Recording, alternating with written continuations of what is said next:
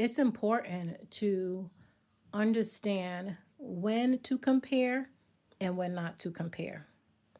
For example, right?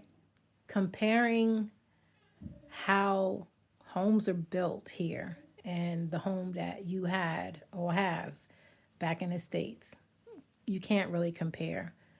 This is a Caribbean island. The way they build homes is different. The structure of the homes are different. And depending on where you decide to live, whether you want to live in the country, right, or you want to live amongst the city or in a well developed area that may have more potential to be like where you came from, right? Those are all the options that you have to look at, right?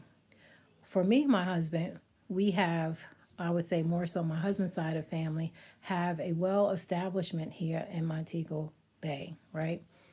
My husband has a home here. So our home has no mortgage, okay? We do have our monthly utility bills, which covers JPS, the water bill here, your cable, your internet, right? And whatever your taxes are, right? And that's just talking about, your overhead expense, right?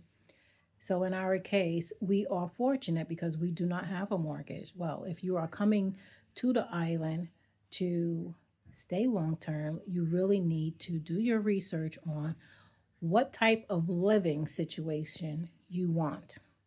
Do you want to live in a country where in the country, depending how far out in the country or what they would call the gully you want to live or experience that, you have to be prepared that you may be seeking out an area, whether you're trying to buy land or whatever, that may not have running water. Are you prepared for that?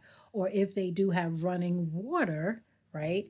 Do you know how it works? What do you do when you don't have water? Because it happens here in Mobay, it happens, right?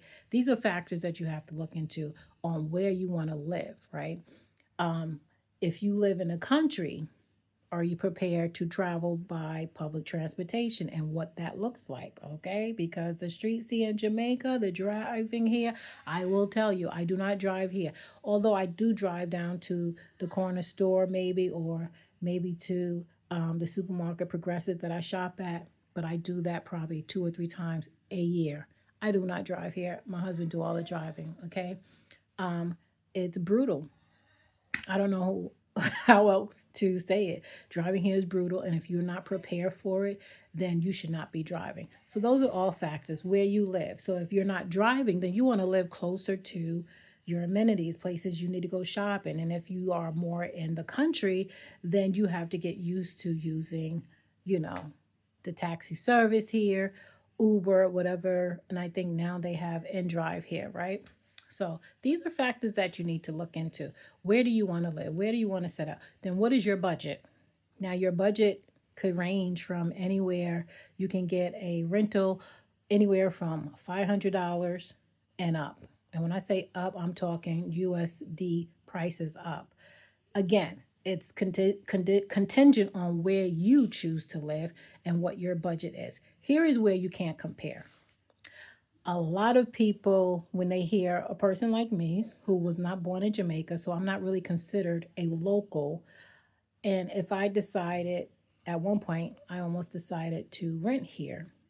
So I was looking at anywhere between $800 to $1,000. Why? Because I wanted my comforts, right? I wanted AC, right? I wanted a gated community. I wanted a fenced area. There's just certain things that I wanted that you will have to pay for, right? So when you talk like that, locals be like, "Oh my gosh, you come over here to pay this much money," right? What I would say to that is, don't argue, right? The lifestyle of a local, that is someone who's born here, live here, has not traveled outside. This is what they're accustomed to. 800 to $1,000 USD money is a lot for the average local because they don't make a lot. Okay. And I know a lot of teachers. I know people who work in what we consider high paying positions that still don't make a lot if you're comparing it to the US, right? With that said, when I talk about $800 to $1,000, that is what I can afford because my money is coming from the States. And that is affordable. That is cheap compared to, right, what you pay in the States. However, you have to move away from that, right?